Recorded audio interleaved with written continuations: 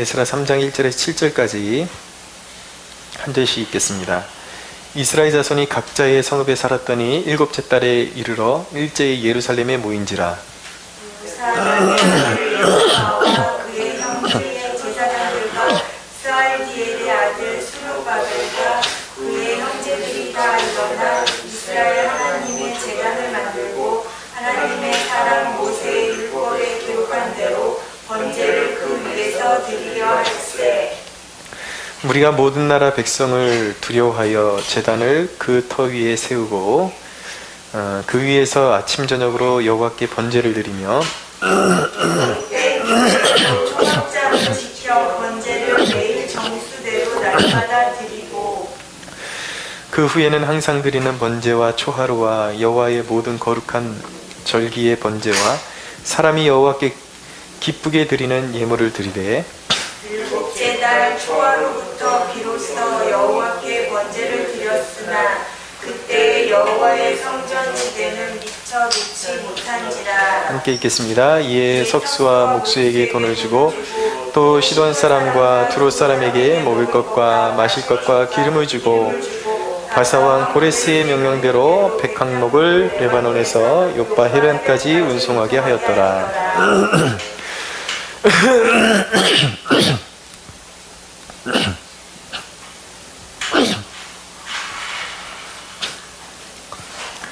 네, 오늘은 에스라 3장 1절에서 7절 본문으로 예배의 회복이라는 제목으로 하나님의 말씀 나누겠습니다. 자, 오늘 본문에 보면은 1절 보겠습니다. 이스라엘 자손이 각자의 성읍에 살았더니 일곱째 달에 이르러 일제히 예루살렘에 모인지라 라고 말씀하고 있습니다. 일제히 예루살렘에 모인지라. 때가 7월이었다라고 말씀하고 있습니다. 이스라엘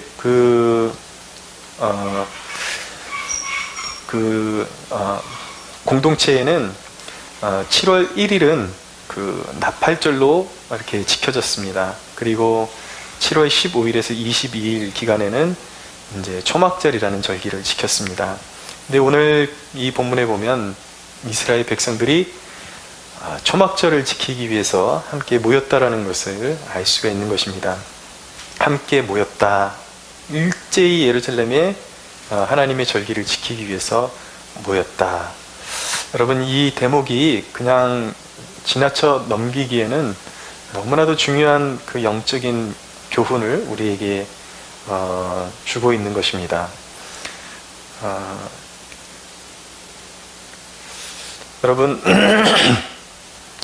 하나님을 공동체적으로 섬기는 것, 그것이 바로 포로 귀환의 이유였다라는 것입니다.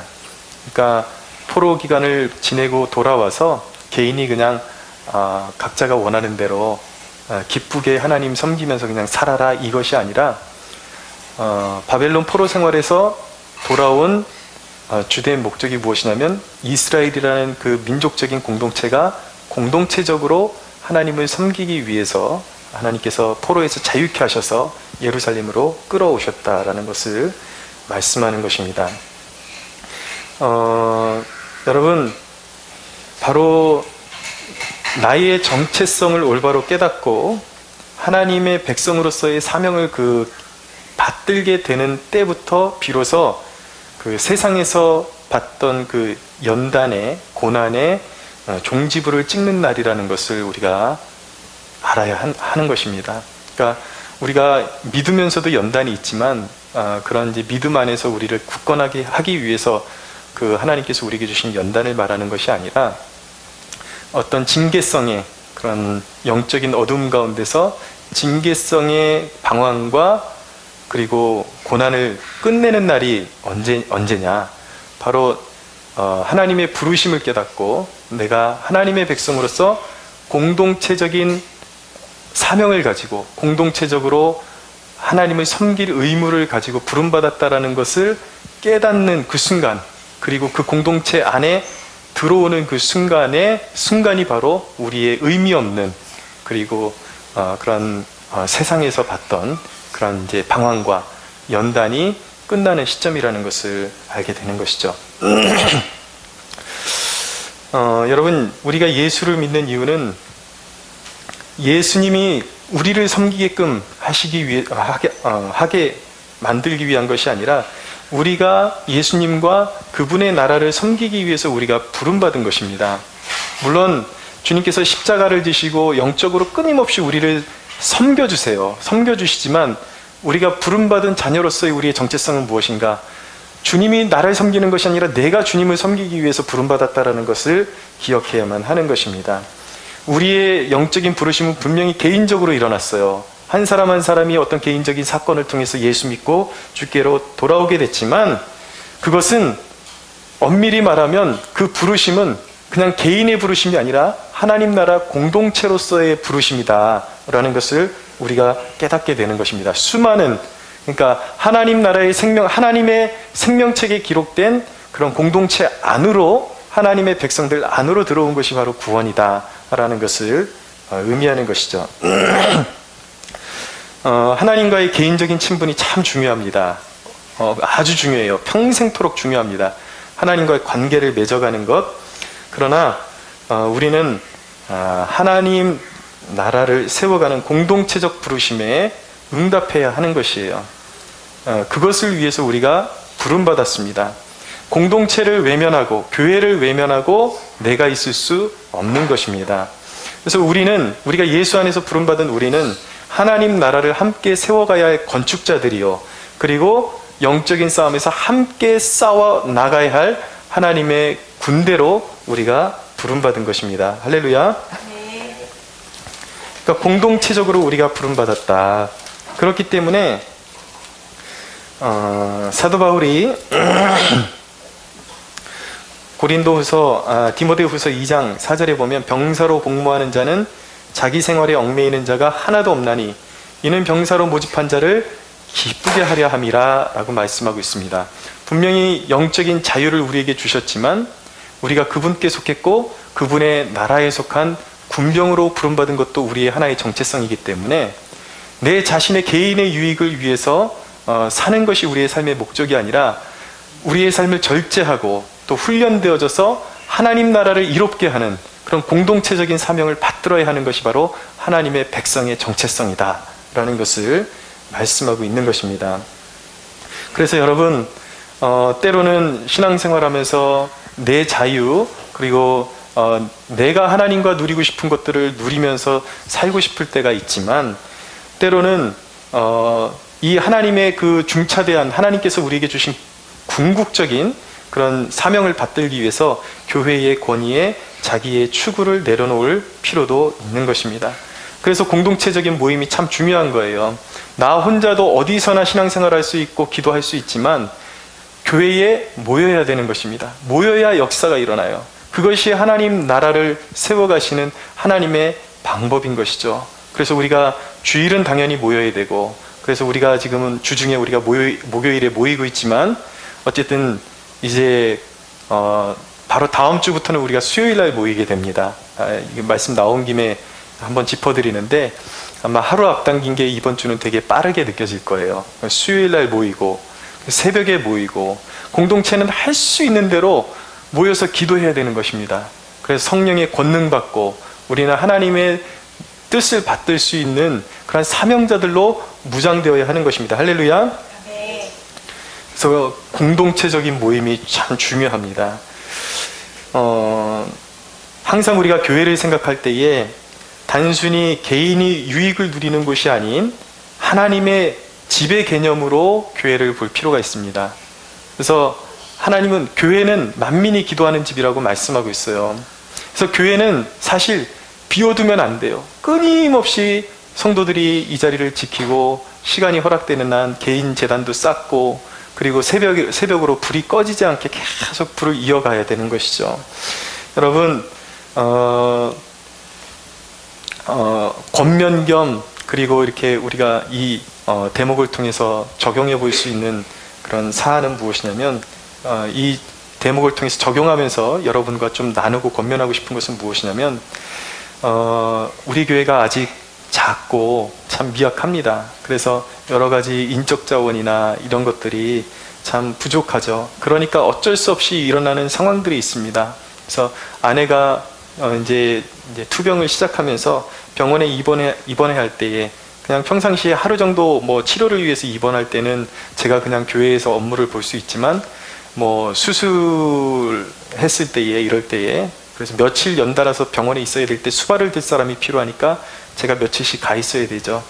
제 마음에 너무 안타까운 것은 무엇이냐면 그럴 때마다 우리 교회 새벽 제단을 물론 제가 기도를 쉰 적은 없습니다. 항상 병원에 있는 그 기도실 찾아가서 개인적인 제단을 쌓곤 했지만 그럼에도 불구하고 우리 교회가 비어 있었다라는 것이 저는 한편으로는 너무 가슴이 좀 아프기도 합니다. 그래서 아직까지는 우리 성도님들이 목사가 자리를 비운다 그러면 그냥 이렇게 같이 이렇게 자리를 비우게 되는 그래서 이렇게 좀 같이 이제 좀 그런 것을 소망하는 거예요. 이제 이 하나님의 집을 생각할 때에 여기가 만민이 기도하는 집이고 항상 우리가 부름받은 것이 하나님의 공동체로 부름받은 것이구나. 그래서 단순히 내 유익을 위해서 교회를 나오는 것이 아니라 하나님의 집을 받들고 사명을 받드는 존재로 우리가 부름받았는데 목사가 자리를 비운다고 해서 그러면은 새벽기도 없나 보다 그러고 같이 쉬는 것보다 평상시에 오히려 제가 여기 자리를 지키고 있을 때는 바쁘거나 아니면 여러 가지 뭐 하여튼 중요한 일들이 있을 때는 뭐 빠질 수도 있습니다. 빠질 수도 있지만 그러나 교회가 급박하게 어려운 일 때문에 이 자리를 비워야 될 때 목사가 비워야 될 때는 우리 성도님들이 자발적으로 생각하고 이럴 때에 나라도 이 자리에 나와서 좀 제단을 쌓고 기도의 그 등불을 지켜나가야 되겠다라고 그렇게 생각할 수 있는 그러한 성장이 우리 교회에 있었으면 좋겠습니다. 할렐루야. 대답을 안 하시는 거 보니까 가기 싫으신가 봐요.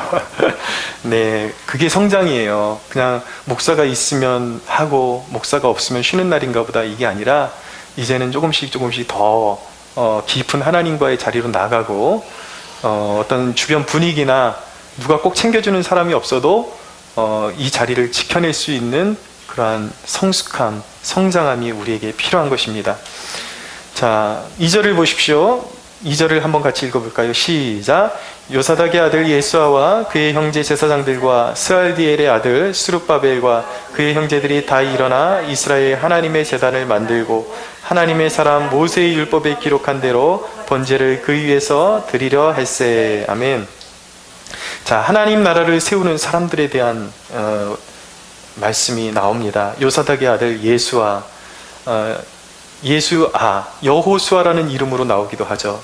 당시의 대제사장이었습니다. 스알디엘의 아들 스룹바벨, 당시의 유다 총독이었습니다.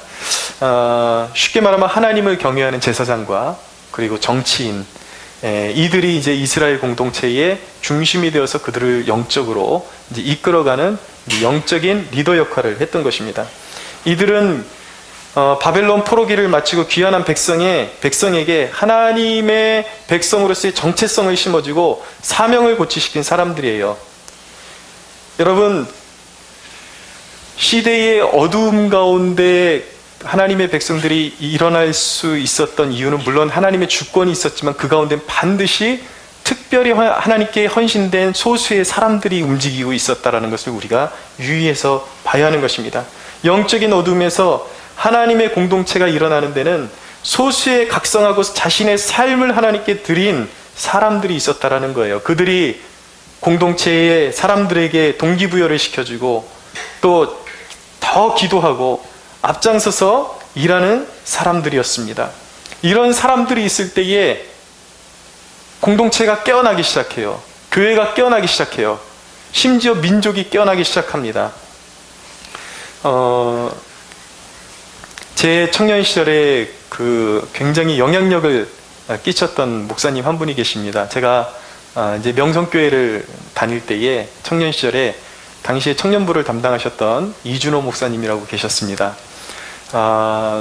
그 큰 교회에서 정말 보기 드문 그런 영성을 가지고 계신 분이었습니다. 절대 세상과 타협하지 않는 올곧음, 정말 주 앞에서 성실하게 섬기는 그 모습, 항상 하나님 앞에서 진실하고 그런 어떤 거짓됨이 없이 항상 그 신실한 모습으로 섬기려는 모습이 우리 청년들을 늘 깨워주셨어요.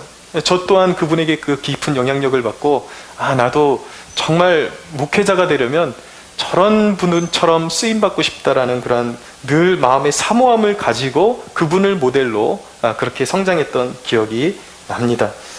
여러분, 공동체 가운데 한 사람이 반듯하면, 하나님 앞에 깨어 있으면, 주위에 있는 사람들이 깨어나지 못하면 부끄러워라도 하게 되어 있어요. 사람들이 부끄러워하고 일부 사람들에게서는 각성이 일어나기 시작합니다. 그러면서 영적인 변화가 일어나는 거예요. 우리는 이들을 창조적 소수라고 하는 것입니다. 다수가 걸어가는 길로 걸어가는 사람들이 아니라 오직 하나님 앞에서 하나님의 비전을 붙잡고 늘 깨어있고 하나님 앞에 신실하게 살아가려고 하는 그 소수의 사람들을 창조적 소수라고 하는 것이죠. 그들을 통해서 하나님의 공동체는 깨어나는 거예요. 교회는 깨어나는 거예요. 민족은 깨어나는 거예요. 여러분, 창조적 다수가 다 하나님 나라의 일을 함께 일구어 가는 것이 아닙니다. 이 창조적 소수가 영적 그 지도에 하나님 나라의 밑그림을 그리게 되는 거예요. 그들이 앞장서서 분발하고 도전적인 모습으로 하나님을 섬길 때에 열심히 없었던 사람들이 일어나게 되고, 또 신앙의 방향성을 잃어버렸던 사람들이 그들을 보면서 일어나서 무엇을 섬겨야 되고 하나님을 어떻게 섬겨야 되는지 알게 되는 것이죠. 신앙의 길잡이가 되는 그런 사람들이 하나님께서 시대를 깨울 때마다 일어났다라는 사실을 우리는 기억해야 하는 것입니다. 1700년대에 영국의 옥스퍼드 대학에는 이 웨슬레 형제가 주도했던 홀리클럽이라는 것이 있었습니다. 홀리클럽.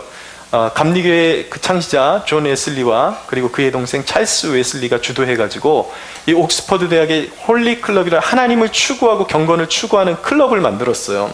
당시 영적으로 영국이 굉장히 어두울 때였는데, 그리고 이제 그 교회 분위기도 이제 그 국교회가 성공회이기 때문에 그런 어떤 카톨릭의 잔재들, 그런 어떤 식상해지고 죽어가는 교회들의 그런 모습들, 사람들은 심히 세속화되어 있는 그때에, 바로 그때 그 시절에 영국을 각성시켰던 그 중심에 있던 사람들이 누구냐면 바로 웨슬레 형제들과 조지 휘필드라는 사람, 이런 사람들이 있었습니다. 이들이 옥스퍼드에서 같이 동기로 만나서 홀리클럽을 만들어서 하나님을 섬기는 열심을 가지고 활동을 했던 것입니다. 그래서 이 학교 내에서 이들의 별명을 뭐라고 불렀냐면 메도디스트라고 불렀어요. 메도디스트. 이 메도디스트의 뜻이 무엇이냐면 좀 조롱하는 소리예요. 형식주의자들이다. 그러니까 그들을 바라볼 때 그들이 일주일에 꼭 날을 정해놓고 금식을 했습니다. 금식을 하고 교도소에 가서 복음을 전하고 어떤 이렇게 구제를 하고 또 복음을 증거하고 시간을 정해놓고 말씀과 기도 생활에 전무하는 이 모습들을 보면서, 야, 그렇게까지 믿을 필요가 있냐? 너희들은 형식주의자들이다. 오늘날로 말하면 오히려 그런 사람들에게 너희들 참 신실하구나 라고 말했던 것이 아니라 너희들 바리새파 같다 그러면서 사람들이 막 조롱하고 놀렸던 거예요. 그래서 그들을 메도디스트라고 그랬는데, 그 메도디스트가 뭐냐면 거기서 감리교회가 나온 것입니다. 거기서 감리교회가 나온 거예요. 여러분, 그런데 물론 거기에는 형식적인 면도 어느 정도 있었던 것도 사실이지만, 그 어두운 시대 가운데 깨어서 하나님을 추구하고 누가 뭐라고 하든지 그렇게까지 믿을 필요가 있느냐 말했던 그런 주변의 사람들의 그런 어떤 그런 조롱에도 아랑곳하지 않고 하나님을 신실하게 추구했던 그 사람들을, 그 홀리클럽의 멤버들을 하나님께서 당시대에 일으켜 세워주셔서 영적으로 어두운 영국교회를 깨우시고 영적으로 잠들고 병들어 있던 백성들을 깨우셨다라는 것을 우리는 주의해서 봐야 하는 것입니다. 여러분, 이들이 어떻게 쓰임받았습니까?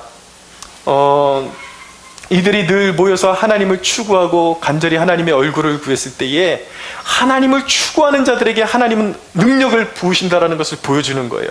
하나님을 추구하는 백성들, 하나님의 얼굴을 구하는 자들에게 그 시대의 어두움에, 그 어두움을 뚫고 하나님께서 강림하셔서 그들에게 능력을 부으시고 그들을 통해서 어두운 세상을 밝히는 놀라운 능력을 하나님께서는 행하시는 것입니다. 할렐루야.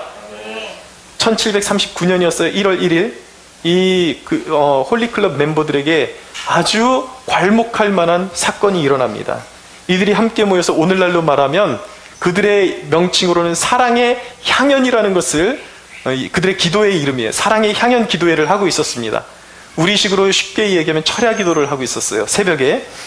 근데 이들이 주기적으로 만나서 철야 기도를 하고 그 어두움 가운데 하나님만을 온전히 추구하며 끊임없이 하나님의 능력을 구했을 때에 1739년 1월 1일 날 아주 놀라운 능력이 하늘로부터 임하는 것을 경험하게 됩니다. 역사는 이렇게 기록하고 있어요. 당시에 존 웨슬리, 동생 찰스 웨슬리, 그 다음에 조지 휘필드, 조지 잉햄이라는 이 멤버들 외에도 몇 명의 이 인원이 함께 기도회를 하고 있었는데 그들이 이렇게 기록하고 있습니다. 이게 존 웨슬레 일기에 나오는 기록이에요. 새벽 3시경 우리가 계속 절박하게 기도하고 있을 때 하나님의 능력이 우리 위에 어찌나 강하게 임했던지 우리는 모두 기뻐 소리쳤고 많은 사람이 바닥에 쓰러졌다. 우리는 그분의 임재에 대한 두려움과 놀라움에서 어느 정도 회복되고 나자 모두 한 소리로 외쳤다. 오 하나님, 당신을 찬양합니다. 당신이 주이심을 인정합니다. 라고 고백하게 된 것입니다. 여러분, 하나님께서 당시의 영적인 어두움을 하나님을 추구하는 이 클럽의 멤버들을 통해서 깨워주셨다라는 사실을 우리는 눈여겨봐야 하는 것입니다. 일화 중에 이런 일화까지 있어요.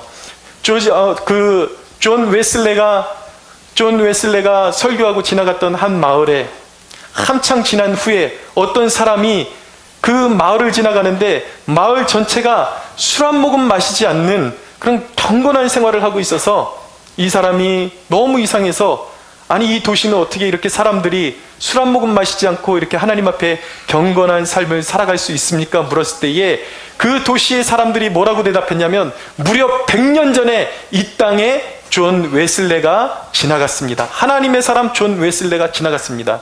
무슨 얘기인지 아십니까? 100년 전에 하나님의 사람, 하나님을 추구하고 하나님의 얼굴을 구했던 설교자 존 웨슬레가 그 마을에 가서 설교했을 때에 수많은 사람들이 그 마을의 사람들이 깨어나고 영적인 어둠에서 일어나서 세속에 속한 모든 쾌락과 더러움과 거룩하지 못한 습관들을 벗어버리고 마을 사람들 전체가 하나님께 헌신했다라는 것을 보여주고 있는 것입니다. 여러분, 영적으로 어두운 시대에 한 사람이 깨어나는 것이 얼마나 귀한 줄 깨달으시기 바랍니다. 이 시대에 진정으로 필요한 사람이 누구입니까? 하나님을 찾는 사람이 필요해요. 하나님을 추구하는 사람이 필요해요. 저와 여러분들이 그런 사람들이 되기를 축원합니다. 여러분, 저는 교회마다 도시마다 이 어두운 세대 가운데 하나님을 추구하는, 산발적으로 괜찮아요, 교회마다 하나님을 추구하는 거룩한 기도자들이 일어나기를 소원합니다. 곳곳마다 기도 모임이 일어나고 하나님께서 반드시 이런 작은 기도 모임도 우리가 간절함을 가지고 이 시대의 어두움 가운데 우리를 사용하옵소서라고 우리가 부르짖을 때에 비록 우리 교회가 작은 교회지만 하나님께서 우리의 기도를 통해서 이 민족의 어두움을 뚫고 임하셔서 이 민족을 깨우고 거룩함을 잃어버린 이 세대를 하나님께로 돌이키는 도구로 우리를 사용하게 하실 줄로 믿으시기 바랍니다. 아멘. 이 대목을 통해서 이스라엘 공동체가 회복한 3가지를 우리는 이어서 배우게 됩니다. 이스라엘 공동체가 회복한 첫 번째는 무엇이냐면 하나님을 의지함을 회복하게 되었습니다. 3절을 읽겠습니다. 3절 같이 읽겠습니다. 시작. 무리가 모든 나라 백성을 두려워하여 제단을 그 터 위에 세우고 그 위에서 아침 저녁으로 여호와께 번제를 드리며. 아멘. 이제 포로 기한을 마치고 돌아온 그들, 아직 삶의 기반도 서지 않았고 모든 것이 미약했던 그들입니다. 그들이 자신들의 입지를 생각했을 때에 이방의 그 자신들보다 강한 민족들을 생각할 때에 그들은 두려움에 빠지고 말았습니다. 아직 너무나도 갖춰진 것도 없고 미약했기 때문이에요. 그런데 감사하게도 그들이 가진 그 두려움은 하나님을 의지하는 동기가 되었습니다. 여러분, 영적인 회복은 모든 게 갖추어졌을 때 시작되는 것이 아닙니다. 하나님밖에 의지할 것이 없음을 깨닫고 아무것도 없어도 하나님을 우리가 마음으로 바라보고 영적인 눈을 뜨고 하나님을 바라보기 시작하는 그 순간, 하나님만이 나의 전부고 하나님만이 나의 의지처가 되신다라는 것을 의식하는 그 순간 우리의 삶의 회복은 시작되는 것입니다. 사랑하는 여러분, 나라가 어둡습니다. 이 민족의 회복은 어디로부터 주어지는 것입니까? 우리 예배가 달라져야 돼요. 우리 예배 가운데 그냥 형식적인 예배가 아니라 인간의 힘으로 할 수 없는 그 놀라운 역사들을 우리가 깨어서 하나님을 바라보고 이 민족의 회복에 대한 간절한 소망, 우리 가정에 대한 간절한 소망과 기대를 가지고 하나님 앞에 예배의 자리로 나아갈 때에, 그 마음을 담아서 하나님 앞에 예배할 때에, 우리의 예배가 연락할 때 하나님이 일하시기 시작하실 것입니다. 할렐루야. 여러분, 편안한 상황에서 하나님의 사람이 빚어지는 것이 아닙니다. 오늘 내게 있는 크고 작은 두려움은 하나님을 더욱 의지하라는 하나님의 초청인 것입니다. 모든 위기는 기회예요. 하나님을 의지할 수 있는 기회예요. 우리에게 있는 두려움, 우리에게 있는 문제는 하나님을 더욱 의지하라는 하나님의 초청인 것입니다. 보시다시피 우리 교회가 이 외부 간판과 이 외부의 좀 구조를 바꿨습니다. 리모델링을 했습니다. 근데 이 공사 규모로 생각하면 단 며칠만 해도 끝날 수 있는 그런 공사였지만 장작 3주 이상을 걸려서 이 공사가 마무리가 되었습니다. 좀 페인트 좀 칠해야 되면 계속 비가 오고 장맛비가 쏟아지고 문제가 계속 끊이지를 않았어요. 결국은 이제 그 한 업자분을 통해서 이렇게 기둥을 세우고 색칠하는 그런 다른 업자들하고 연결해서 일을 했는데, 문제는 무엇이냐면 페인트를 칠하는 업자가 돈은 다 완부를 받고 종적을 감추어 버린 것입니다. 일을 안 해요. 근데 이제 그분이, 그 페인트 업자가 하루는 밤에 와서 그 색을 칠해놓고 갔는데, 이건 보니까 낮에 보니까 완전 개발 세발로 칠해가지고 눈 뜨고 볼 수 없는 상황으로 만들어 놓고 갔어요. 그러니까 이거 다시 칠해야 된다고 이제 애프터 서비스를 요청을 했죠.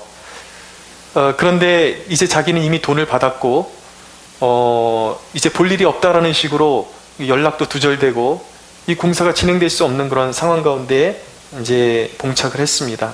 참 난감했습니다. 어떻게 해야 되나. 마음속으로서는 불이 올라오고 전화라도 해가지고 막 진짜 어떻게 해볼까, 얼굴이라도 보면 진짜 진짜 어떻게 한방 날려주기라도 할까, 막 그런 생각까지 드는 거예요. 근데 매 순간순간마다 제 분을 가라앉히고, 하나님께서 무슨 뜻이 있겠지, 그래도 하나님의 집인데 하나님이 뭔가 하고 계시겠지, 일하고 계시겠지, 그렇게 믿고 꾹 참고 기다렸어요. 근데 이제 이 일을 그 감독하시는 분이 그 첫 번째 그 색칠한 그 일이, 원래는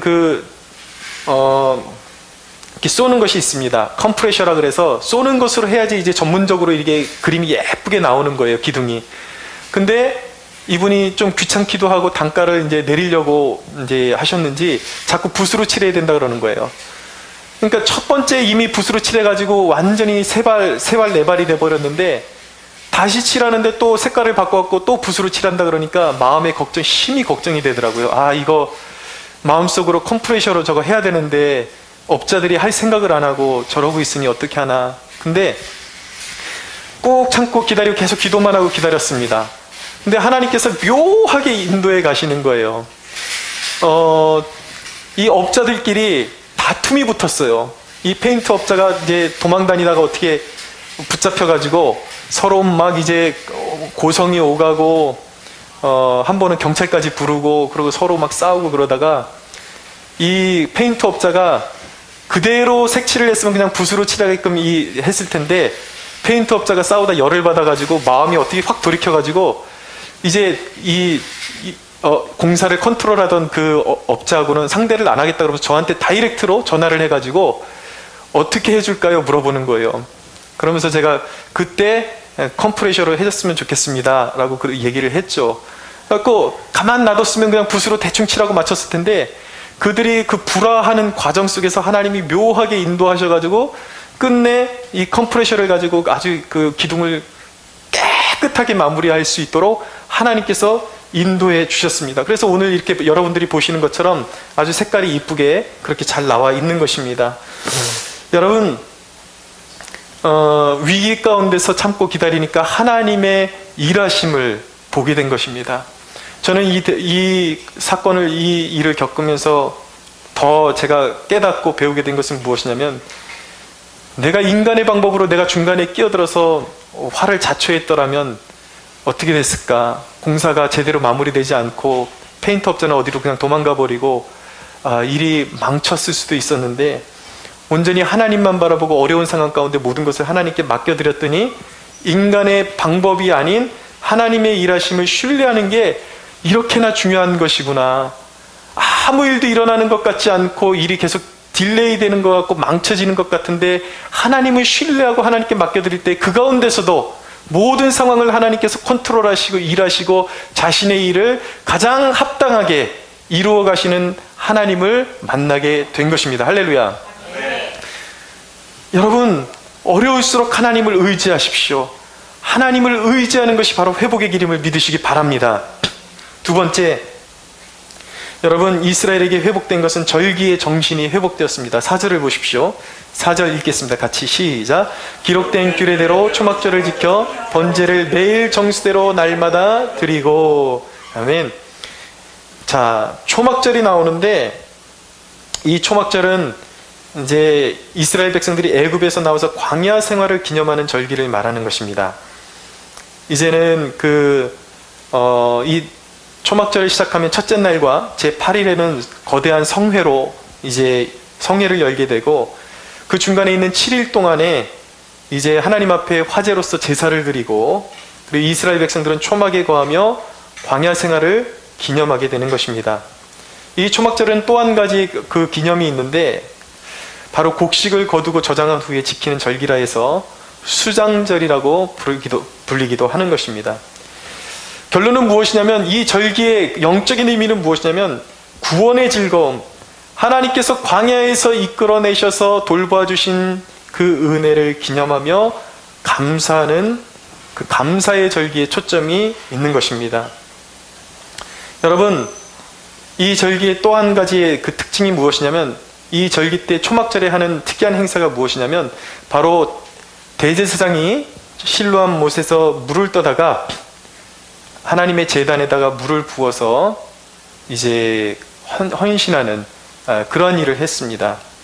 그것은 무엇을 의미하는 것인가? 바로 광야 때 이스라엘 백성들이 목이 말라서 헤매이고 있을 때 하나님께서 반석에서 물을 내셔서 광야 한복판에서 생수를 반석에서 터뜨리신 것을 기념해서 이제 실로암 못에서 물을 떠다가 제단에다 부어드리는 것이죠. 광야에서 샘물을 주신 하나님 앞에 감사하는 기념을 하는 것입니다.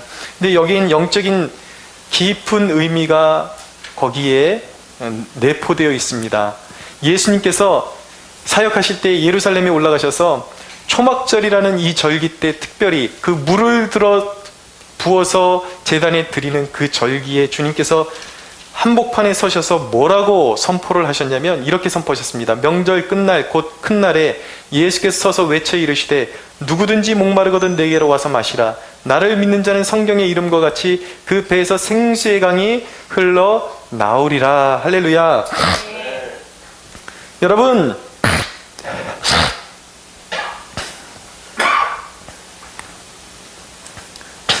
초막절이 진정으로 의미하는 바는 무엇이냐면, 바로 예수 그리스도께 진정한 생수가 있다라는 것을, 생수의 주인, 생수의 근원이 바로 예수 그리스도라는 것을 우리에게 보여주고 있는 것입니다. 날마다 포로기에서 돌이키시고 새 삶을 주신 은혜에 감사하고 성령님과 동행하는 삶을 살아가는 것이 회복의 삶이라는 것을 우리에게 보여주고 있는 것입니다.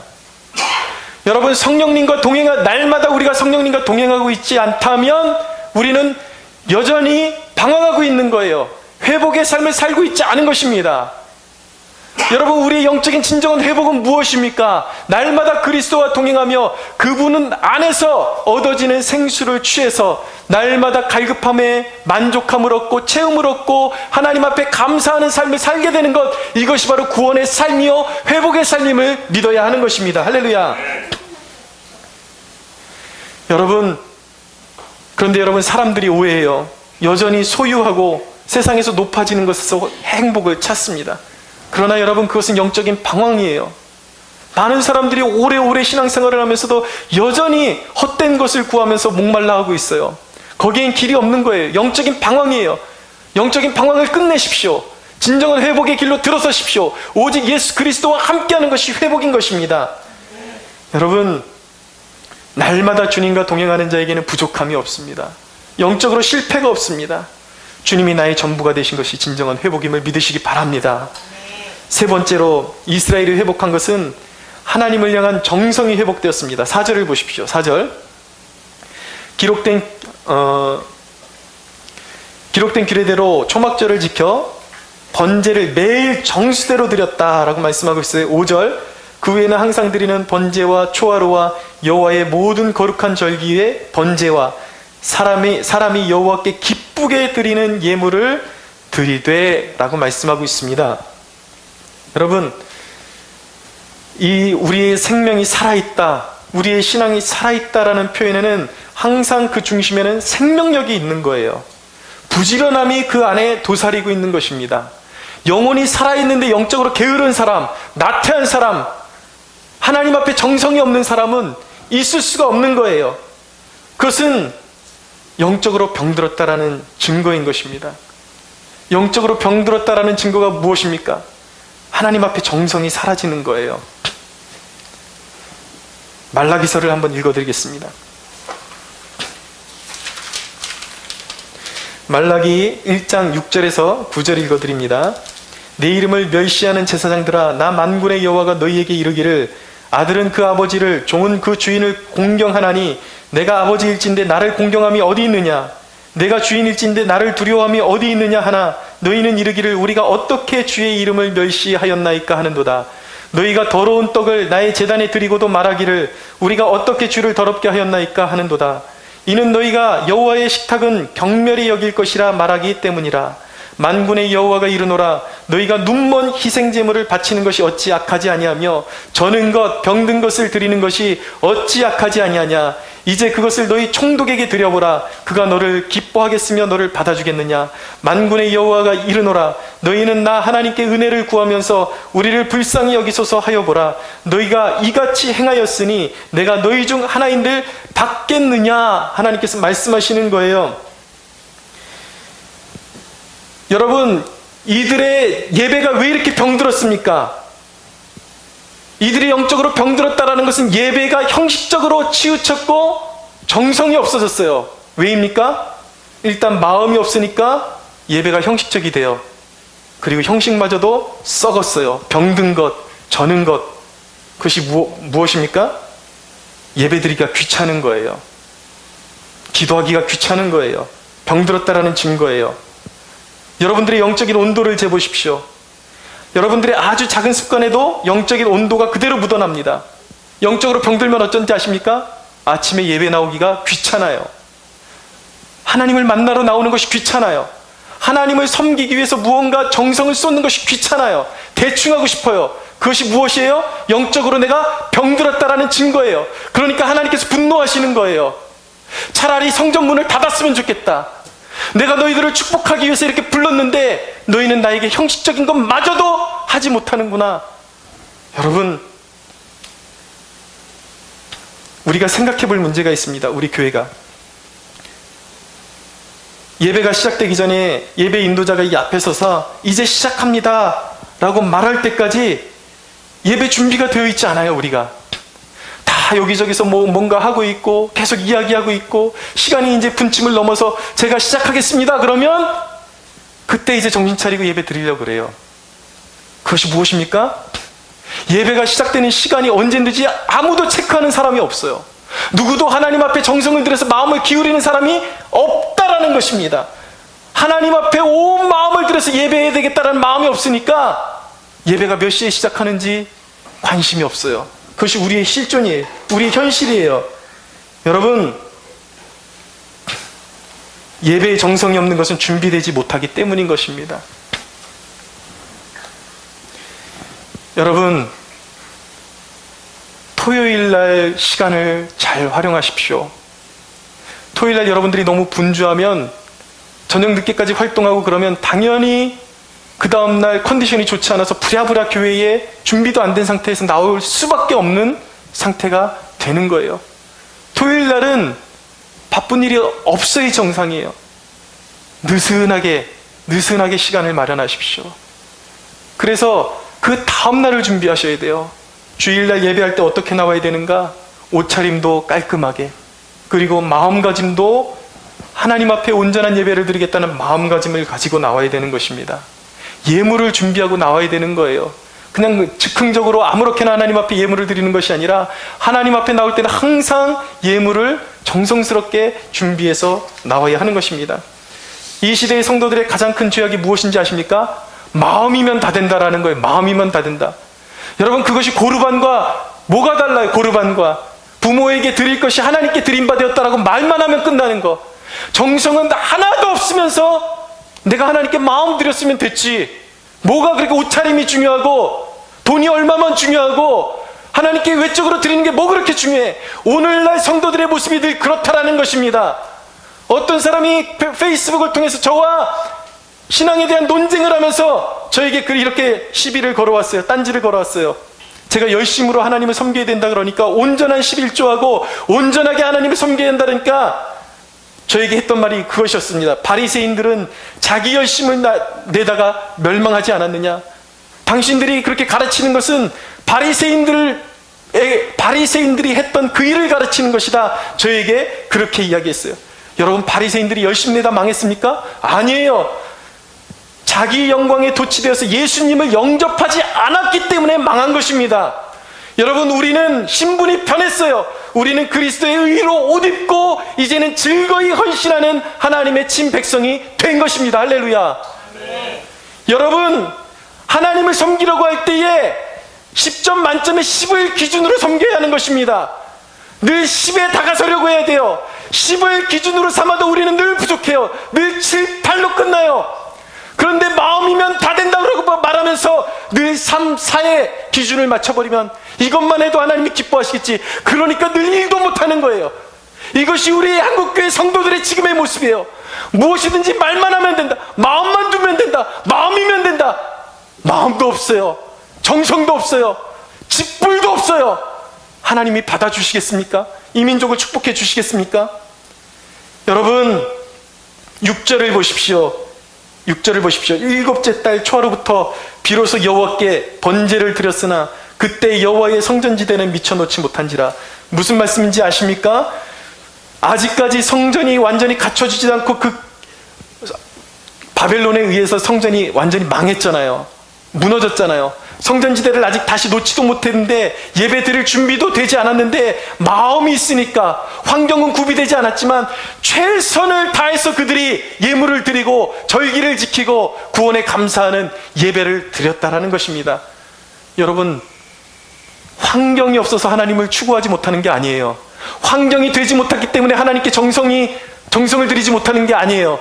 진짜 마음이 없기 때문에 정성을 들이지 못하는 것입니다. 정성이 없다라는 것은 마음이 없다라는 거예요.